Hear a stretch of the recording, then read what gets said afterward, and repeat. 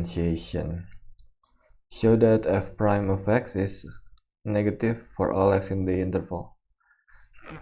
So first of all, the f is a division of two functions, cos divided by 1 plus sine.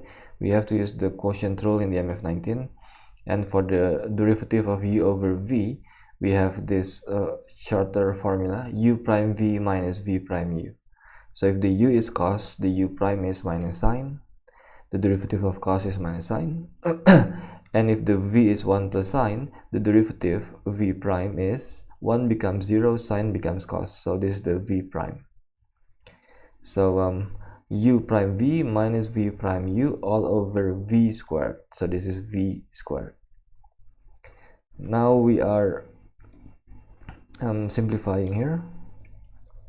Minus sine times 1 minus sine times sine minus sine squared, and this is actually minus cos squared.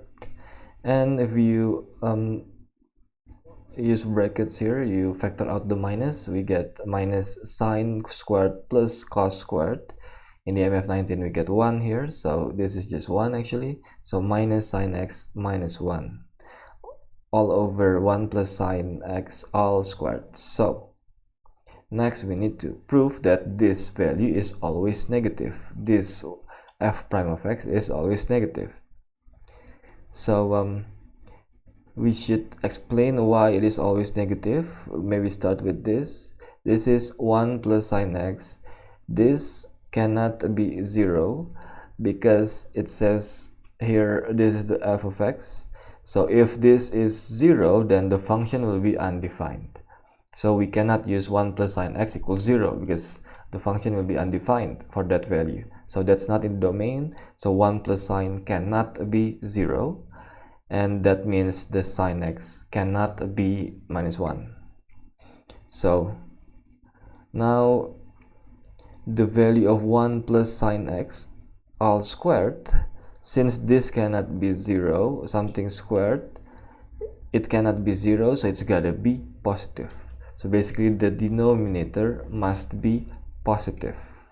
Now for the numerator.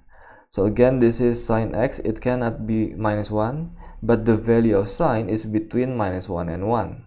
It cannot be minus 1, so the minus 1 here is not included. We can multiply throughout by minus. So we multiply by minus, multiply by minus, multiply by minus, and if we multiply by minus, the sign changes.